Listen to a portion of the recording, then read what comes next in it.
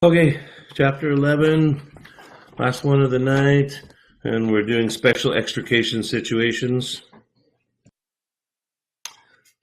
Some extrications become special factors because of certain factors: environment, number of people involved, trapped patients, presence of potential for fires or explosions, hazardous materials. Again, this is something that we've addressed from day one. We're always assessing what our environment is, whether it's a bad snowfall, wintry snowfall on a highway. It creates its own set of hazards. Even if it's just a simple single vehicle rescue with one patient, the environment itself can and passerbys on vehicles. So we really have to focus on things like traffic control, right? And a simple leak. And we're using saws. Those are things we have to be very cognizant of.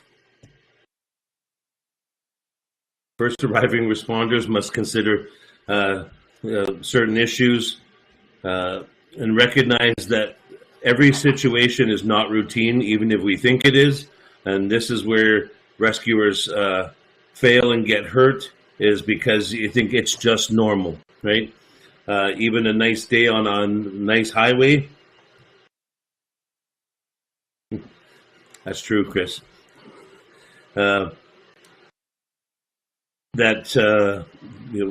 talked about that one incident where the one guy that fell asleep and went through all the barriers. Had that been a situation, it doesn't matter about the red lights. He was asleep at the wheel. So we have to be, just because it seems normal doesn't mean anything can be routine. We always have to be constantly alert and watching. Is any situation beyond our resources, and can it change in a moment that it becomes out of our resources? We've seen articles where rescuers, their truck gets hit. So and then you've got equipment that's out of commission. So on page 454, there's a lot of questions in there that I want everybody just to kind of read through at the bottom of the bullet points, and just go through and look at certain situations that you've been in the past, and find out if any of those questions pertain to those incidents, and ask how it could it have changed. Vehicles and buildings. The potential is there. We had a situation this summer that involved a fatality at a set of lights. The difference of 2 seconds would have been that the vehicles colliding at the lights and making contact with the light standard, or the vehicle going straight into a local restaurant. So again, the situation can change very fast, and it only takes a couple of seconds to take a normal situation into something that is completely abnormal. So what do you do in here? We've got to frame up this structure before we can start looking at getting access to the patient. Is it stable? Is that post going to do enough, or do we need stuff over here? Is the vehicle providing stability to the roof? Again, each one of those situations is different.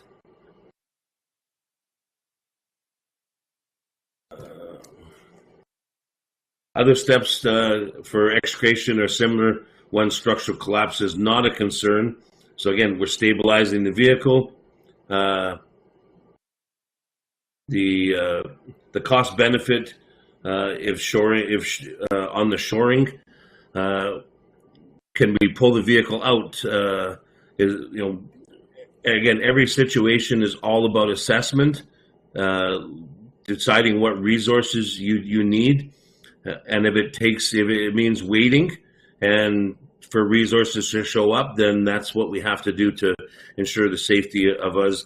If the patient is stable, then take the time rather than trying to rush it and then possibly hurt further hurt them or hurt rescuers. Remember, anytime a vehicle goes into a building, there's always a potential for gas leaks. And there's always a potential for electric. The moment you hit a building, hey, the buildings have that. So we have to be very cognizant and watch for those. Gaining access. Have previous techniques worked? Again, I've never had to do this. Maybe somebody out there has. All right, but what worked before, what didn't, and where do we get this from? The after-action review. We're always learning, and after-action reviews. We talked about after each incident, but then also doing a formal critique of the situation at the next training night, or when the entire group is together that wasn't on the call, so that they can learn from successes as well.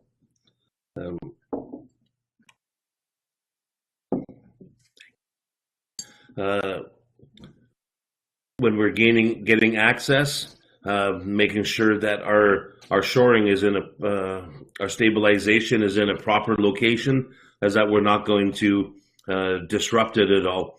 That was one thing we talked about on one of the cars that was rolled over on its side, right? Where do we put our stabilization so that when we're doing our cuts and we're working on the patient, getting them out, that it doesn't create a hazard for us for tripping, or we're going to hit it and knock it out and then make the vehicle become unstable. So again, when we're gaining access, these are things that we want to start looking at, and especially this one. We don't want to damage our stabilization, because that's our protection. Extrication, when we're in a structural collapse, package patients to manipulate around shoring. So, do we use a spine board? Do we use a cocoon? Do we use a KED? Right? We have a variety of different instruments that we can use to help us. And again, do not disturb the shoring. So,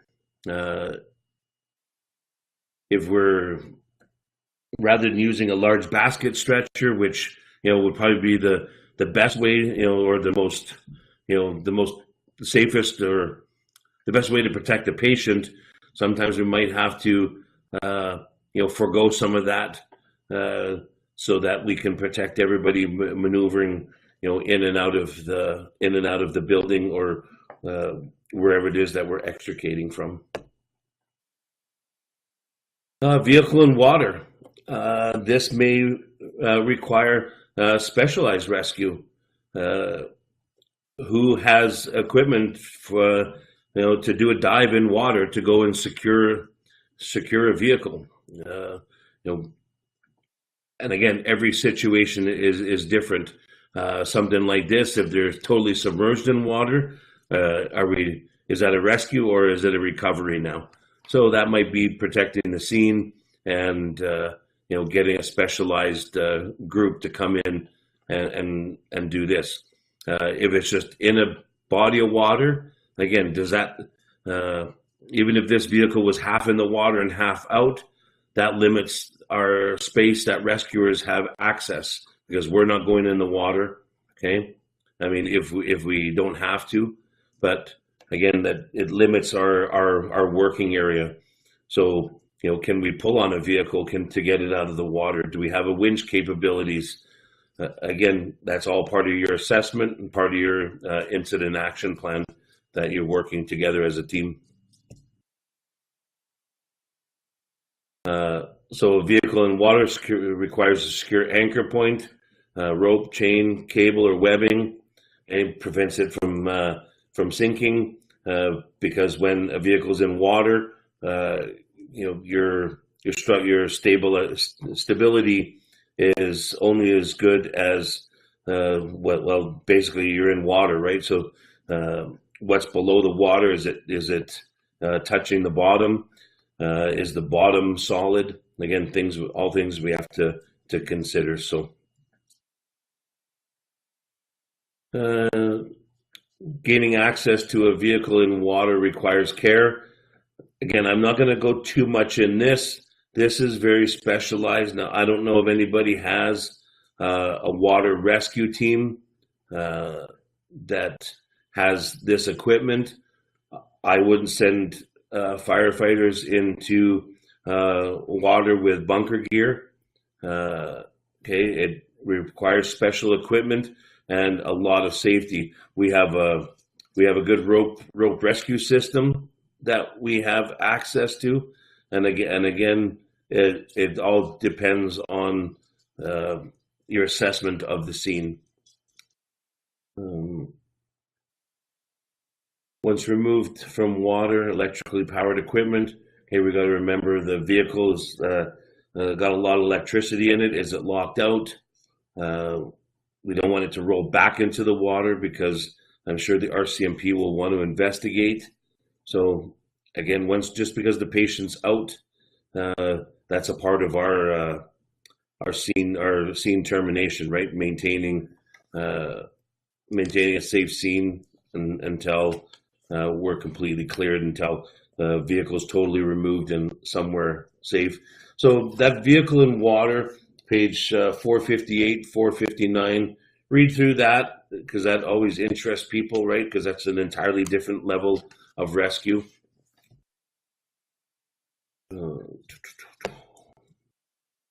Multi-vehicle incidents. This is something that is very possible for all of our departments, right? So 2-3 vehicles. Okay, we've had one situation where 26 vehicles, I believe it was, on a foggy winter morning in December, and 2 vehicles collided, and then in the fog, it was just one after another after another.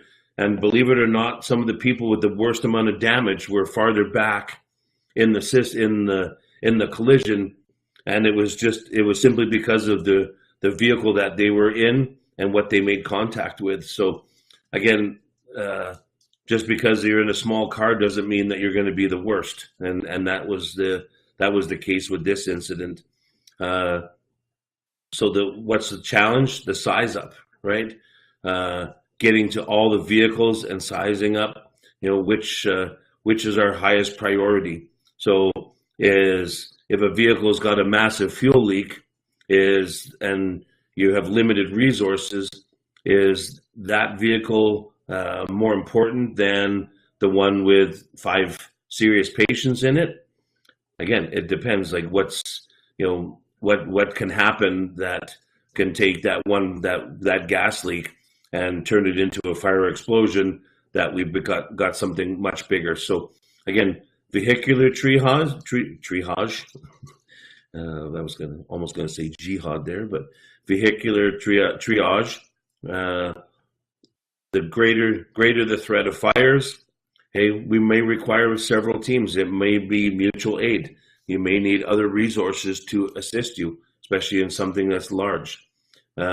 Stabilization can be a very daunting task because which vehicle are we stabilizing first? Is it the one with the patients? Is it, again, looking down the entire through the entire incident?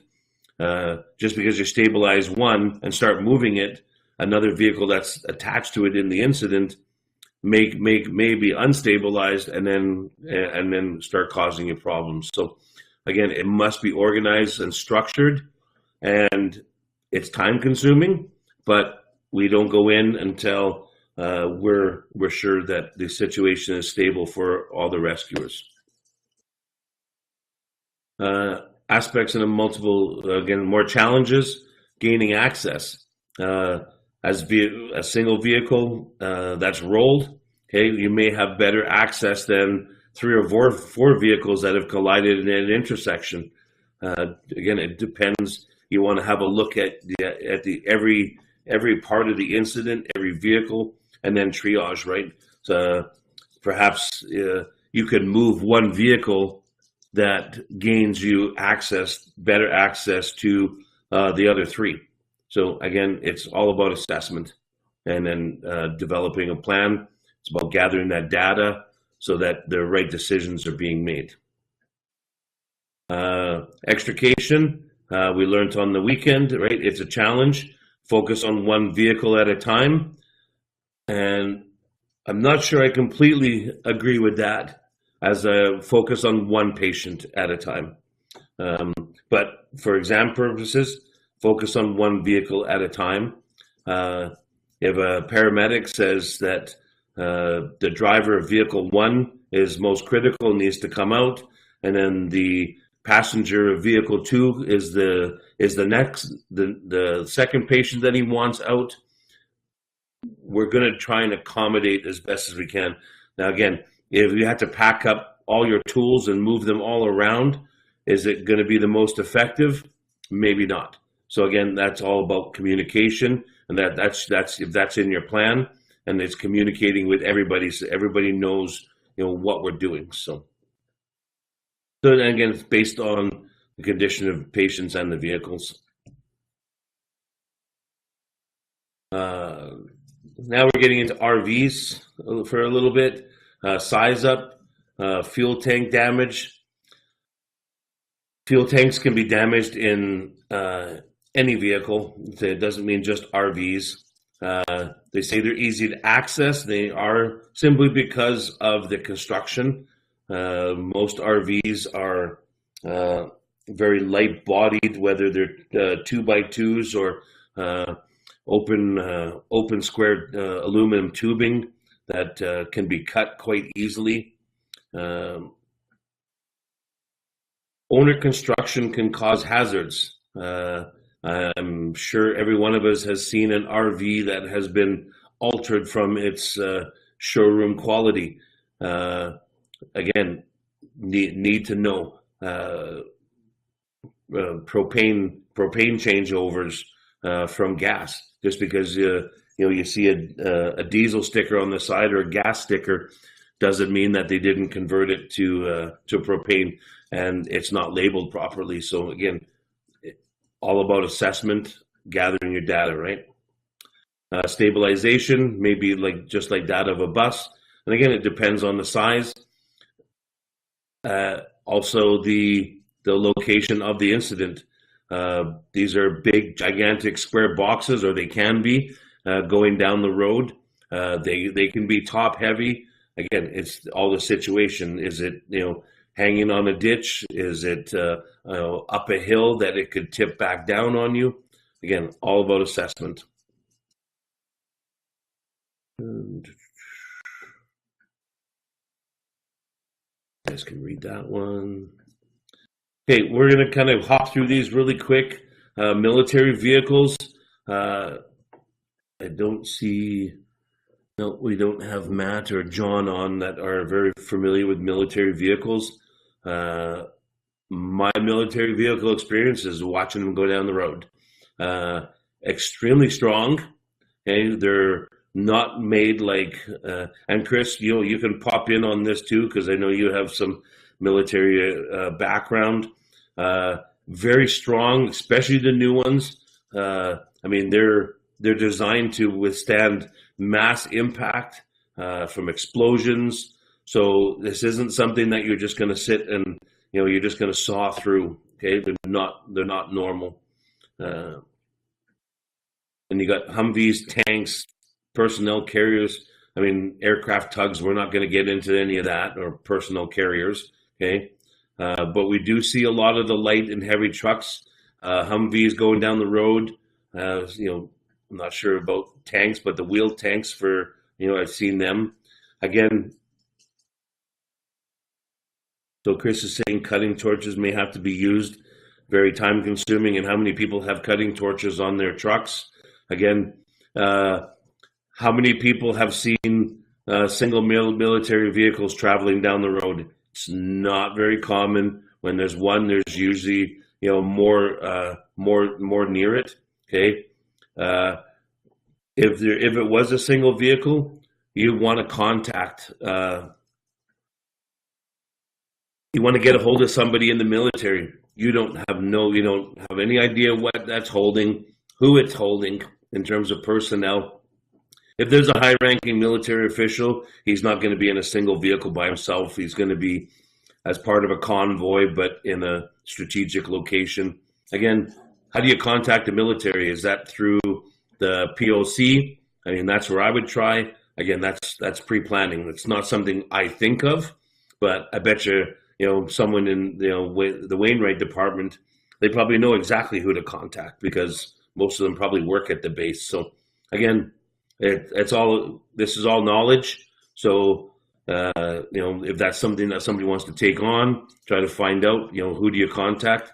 Can you just contact a POC? Most of the departments know the provincial operating center. So, can we contact them and will they know how to get a hold of the military? Okay. It's another thing about the construction of military vehicles. All right. Like that's a pretty super strong door. All right. You're not just going to pop that out with the jaws.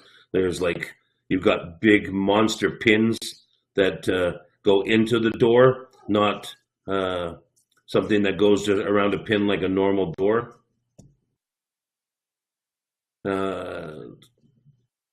Again, this military vehicles, unique, read about it. Armored vehicles, I've yet to be in an armored vehicle situation, but you do know, everybody knows that they are armed, and usually with the amount of cash in, what can possibly be held in these would certainly stir up a problem from the public, right? So you see an armored car that rolls over, chances are the general public is going to have some interest in that, especially if they're non-conforming members to our society. That creates a risk. Emergency response vehicles incidents posing risks. Okay, outside of the fact that that could be your own, it's probably your own people, and which makes for emotional challenges. All right, stabilization. Again, stabilizing a pumper that's on its side because of its weight. You may need some outside resources. Do you have enough cribbing? And it's no different than a tractor, all right? Or it's no different than a grader. So gaining access, again, being familiar with what vehicles. I pray that we never have to go to a extrication on an ambulance or a police car or fire truck. Again, the potential's there simply because of the speed that we operate at, and we're going out in conditions when people are being told to stay home, so because we have to attend. But again, from a health and safety perspective, it's not our emergency, and we get to the scene safe, and we're not going to risk our own lives to go rescue somebody else that when we can do it safer. So police vehicles, the cages in the back, anyone that's ever had a ride in the back of one of them, it is not comfy, it's not roomy, but if an emergency response vehicle, if a police car does in an incident, the person in the back is certainly not exempt from our services. So, because it could be simply somebody getting a ride. It doesn't always have to be a super bad guy. And we have to remember too that if in a police car situation, are the law enforcement officers okay? And they have weapons in their vehicle that maybe this guy wants. So, and also police dogs. Dogs do not take well to motor vehicle incidents, so they could be agitated. So again, we have to, those are things that are potentials. Amusement park rides. Responders should seek the advice of on-site staff. So I know that Chris and I, we go and we look at the local fair when the rides are in town, and just to get a lay of the land, where if there was a situation, where can we park? And you're talking about mass people, right? And if an incident did occur on an amusement ride, that there will be panic, and we still have to get in there to manage the incident. My little claim to fame story is I was actually on the roller coaster in Edmonton in 1985 when it crashed. I was actually on the ride right before it, and I got off the ride, and my friend and my friend's parents told me like to hustle up, and I wanted to go on one last ride. Being in the big city, and we walked outside, and by the time we got to the car and we were coming out of the mall, all the fire trucks and ambulances were coming in, and then to hear about what happened, how chaos it was in there. So again, from an emergency response standpoint, I've had good conversations with Camrose about how they set up for it's not an amusement park, but it's a concert. And again, do we go and spend time and look at these situations? James, you guys got that. You guys got your big festival. Do you, as a team, do you guys go and do you have a plan in place or for access and egress from those places? It's always good to know pre-planning. So James says they have it planned out months in advance. Good deal. We generally, when we go to the fair, it's not always the same setup, but generally they're fairly consistent. So again, that's something that we do. Amusement park stabilization is just like industrial machinery. So lockout, tag out.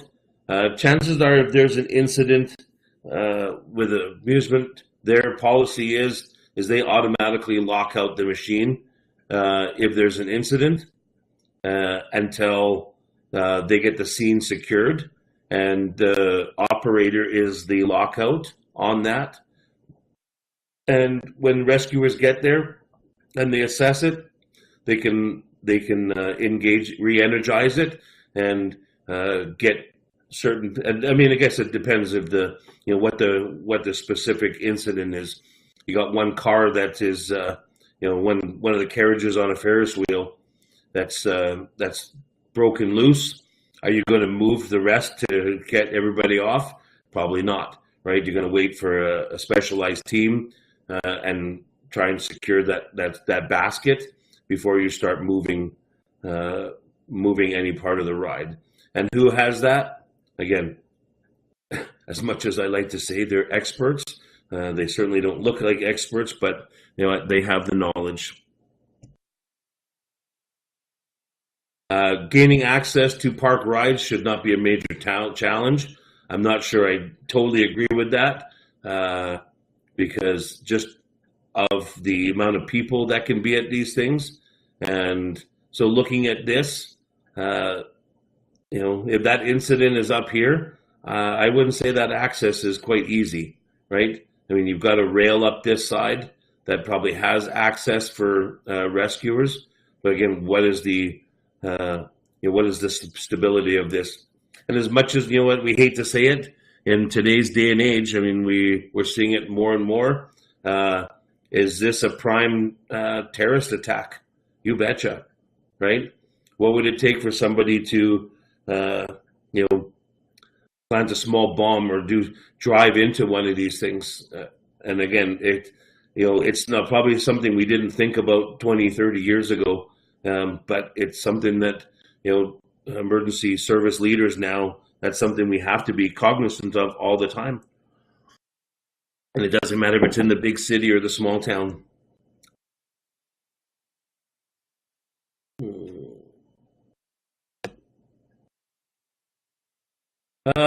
Procedures for hanging vehicle incidents require technical rescue. Now, the rope rescue that we took was the rope rescue awareness. That's the basis for all of our 1006. The next one is is high angle and you've got confined space, but the rope rescue tech is not just high angle, but it's technical rescue. So that's somewhere, that's important in this instance. What's our main goal, right? Basically to get everyone out from down below. Like, what is our goal? Is it to just secure that vehicle?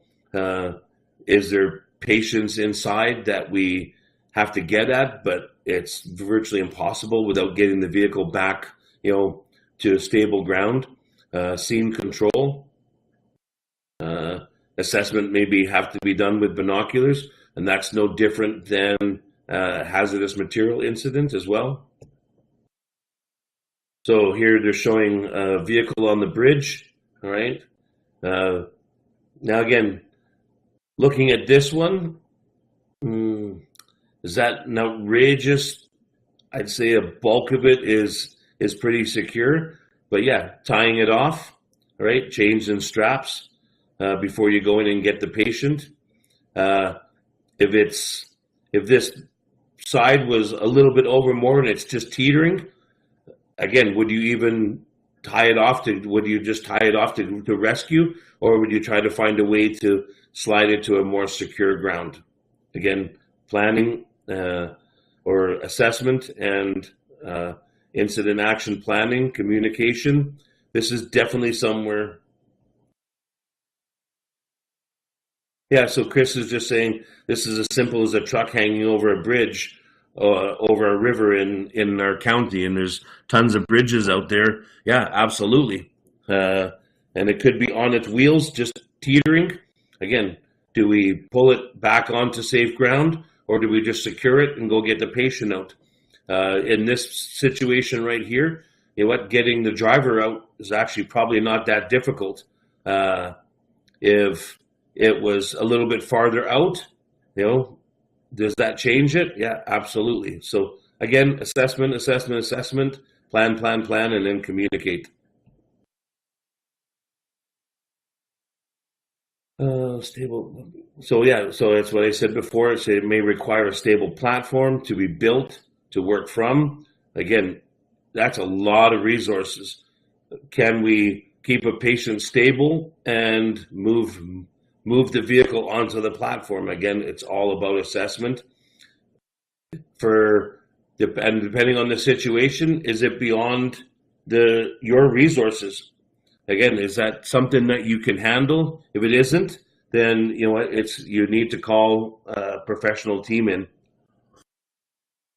I've never had to deal with it, but you've got training, but you'll assess it and then decide. Again, it all comes down to rescuer safety, and it might be just as much as securing the vehicle to something safe and waiting for a technical rescue team to come and work their magic.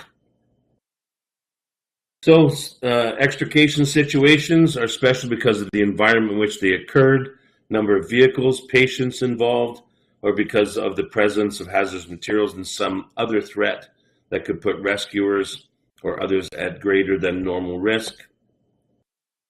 The key is safety by recognizing the situation is unusual and that it may be beyond the operational capabilities of those responding to it. Assess, communicate, plan. Rescuers need to avoid the tunnel vision that can induce some to exceed their operational limits and put themselves and others in jeopardy, perhaps adding more patients to the incident. And Chris and I are well aware of this in an oil fields incident. You can take the S800 training, but if you don't have the right equipment, and even if somebody says, oh, this is what we need to do, you have to really monitor it and assess your situation before you make a situation go from bad to worse. And that's it. So I got you done before 10. So Thursday, I would highly encourage everyone to read through chapter 12 Kirk is going to be going through a lot of information, and that's the only chapter we're going through. And if there is time, we'll do some quick summary of the rest of the chapters. But this is going to be a very in-depth chapter. So be aware of that. Read through it so you're not lagging behind. And then you've got all Thanksgiving weekend and all next week to read through. It's a good excuse not to have to do dishes with your wife or